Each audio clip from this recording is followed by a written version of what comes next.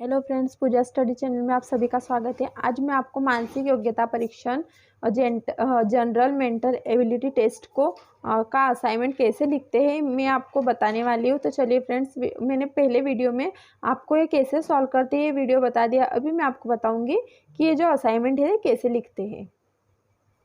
Friends, जो ये बुद्धि परीक्षण होता है हमारा पांचवा परीक्षण क्रमांक 5 है, जो साइकोलॉजी का प्रैक्टिकल होता है, मनोविज्ञान का प्रैक्टिकल, उसके अंतर्गत हमने ये वीडियो बनाया है कि इसके असाइनमेंट किस तरह से लिखते हैं। सबसे पहले हमें लिखना होता है परीक्षण का नाम, कि कौन सा परीक्षण क्रमांक है वो हमें नाम लिखना होता है। सामान्य अर्थ, जैसे बुद्धि परीक्षण है तो यहाँ हमें बुद्धि परीक्षण का सामान्य अर्थ यहाँ देखना होता है, उसकी परिभाषा सामान्य अर्थ हमें यहाँ लिखना होता है। उसके पश्चात आता है हमारी परिभाषा।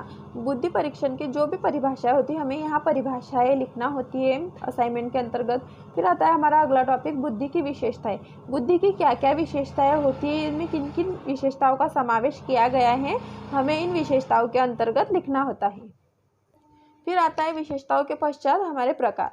बुद्धि के कितने प्रकार होते हैं, तो यहाँ हमने बुद्धि के 3 प्रकार बताए हुए हैं, मूर्त बुद्धि, अमूर्त बुद्धि, सामाजिक बुद्धि। या बुद्धि के 3 प्रकारों को हमने बताया है। बुद्धि के प्रकारों के बाद आता है हमारा परीक्षण समस्या। परीक्षण समस्या के अंतर्गत हमें यहाँ ऐसे लिखना होता है, परीक्षणकर्ता का नाम हमें लिखना होता है, प्रयोज्य किससे हल करवाए ये हमें लिखना होता है, आयु, उस प्रयोज्य की आयु कितनी है वो लिखना होता है, उसकी शिक्षा, वो किस विषय में अध्ययनरत है, कौन सी कक्षा में है, वो हमें उसकी शिक्षा हमें यहाँ लिखनी होती है। ग्रामीण शहरी, वो ग्राम में है या शहर में रहता है वो लिखना होता है। और प्रयोज्य की दशा, उसने किस दशा में इस टेस्ट को हल किया था वो हमें लिखना होता है। और बालिका, वो लिंग लिखना होता है, बालक या बालिका किस दिनांक को हमने हल किया वो दिनांक हमें लिखनी होती है। और वातावरण लिखना होता है शांता में। फिर आता है हमारे यंत्र एवं उपकरण। इस टेस्ट को हल करने के लिए हमें क्या क्या चीज़ों की ज़रूरत पड़ी थी वो हमें यहाँ लिखना होता है। तो डॉक्टर रोमा पाल एवं डॉक्टर रमा तिवारी के द्वारा इसे बनाया गया है, मानसिक योग्यता परीक्षण टेस्ट को, प्रपत्र को। इसके लिए हमें मैनुअल, निर्देशिका, उत्तर प्रपत्र, पेंसिल, पेपर, स्टॉपवॉच आदि यंत्रों की आवश्यकता हमें यहाँ हुई थी। यंत्र एवं उपकरण के अंतर्गत हमें ये लिखना होता है। फिर आता है हमारा प्रयोज्यों को दिए गए निर्देश। जो शुरुआत में जो हमने टेस्ट हल किया था उसके अंतर्गत हमें जो निर्देश दिए जाते हैं, जो परीक्षणकर्ता के द्वारा प्रयोज्यों को दिए जाते हैं, वो निर्देश हमें यहाँ लिखने होते हैं। फिर आता है हमारा परीक्षण विधि। परीक्षण विधि के अंतर्गत परीक्षणकर्ता ने प्रयोज्यों को क्या क्या निर्देश दिए गए थे, किस तरह से बताए, वो हमें परीक्षण विधि के अंतर्गत लिखना होता है। फिर आता है हमारा सावधानियां। इस परीक्षण प्रपत्रों को हल करने के लिए क्या क्या सावधानियां होनी चाहिए, वो हमें इन सावधानियों के अंतर्गत बताया जाता है। इसके पश्चात आती है हमारी तालिका। जो मैंने इसका फर्स्ट वीडियो था उसके अंतर्गत आपको जो 70 प्रश्न बताए थे उनको किस तरह से हल करते हैं ये मैंने आपको बता दिया था। इसी के आधार पर ही हमारी टेबल बनती है। फिर आता है परीक्षणकर्ता का कथन। परीक्षणकर्ता ने क्या कथन दिया था, मतलब किस चीज के लिए अभिप्रेरित किया था उसने प्रयोज्यों को, वो कथन हमें यहाँ लिखना होता है। और प्रयोज्यों का कथन, प्रयोज्यों को क्या क्या कठिनाइयाँ हुई, क्या नहीं, कैसी उत्सुकता उसकी बनी रही परीक्षण को हल करने के लिए, वो प्रयोज्य कथन के अंतर्गत हमें लिखना होता है। तालिका के आधार पर हमारा बुद्धि लब्धि के सूत्र के आधार पर ये पता चलता है कि विद्यार्थी कौन सी बुद्धि की श्रेणी में आता है, वो हमें इस तालिका से पता चलता है।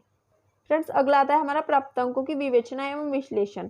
हमें यहाँ प्राप्तांकों की विवेचना और विश्लेषण करना होता है और हमारा परिणाम निकालना होता है। तो जैसे हमें यहाँ परिणाम में आपको बता देती हूँ, कुल प्रश्नों की संख्या हमारी थी 70 और सही उत्तरों की संख्या, विद्यार्थी ने जिन उत्तरों को हल किया है वो कितने उत्तरों को हल किया है, तो उसने 70 में से 34 का सही उत्तर दिया है।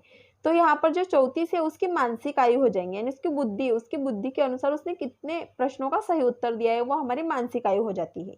और आती है वास्तविक आयु। आप सोचेंगे कि मैंने 70 में से 34 घटाए तो 23 तो आएंगे नहीं। तो फ्रेंड्स, ये जो मानसिक आयु हमारे 34 जो सही उत्तर दिए होते हैं वो हमारी मानसिक आयु होती है। और जो वास्तविक आयु होती है हमारी, ये विद्यार्थी की आयु होती है, जिसके द्वारा हमने ये प्रपत्र हल करवाया है, उसकी उम्र, उसकी एज क्या है वो वास्तविक आयु के अंतर्गत आता है। तो फ्रेंड्स, बुद्धि लब्धि का सूत्र होता है हमारा मानसिक आयु बटे वास्तविक आयु गुना 100। मानसिक आयु हमारी 34 हमने यहाँ लिखी और वास्तविक आयु 23 थी, हमने 23 यहाँ लिखी, गुना 100। हमने 34 को 23 से भाग दिया और इसका 100 से गुना किया, तो 147.82 हमारा यहाँ उत्तर आया। तो इसके अंतर्गत हमें देखना है कि विद्यार्थी कौन सी श्रेणी के अंतर्गत आता है। तो फ्रेंड्स, हमारा उत्तर था 147.82। तो फ्रेंड्स, 140 से अधिक जो भी अंक आते हैं वो प्रतिभाशाली श्रेणी के अंतर्गत आते हैं।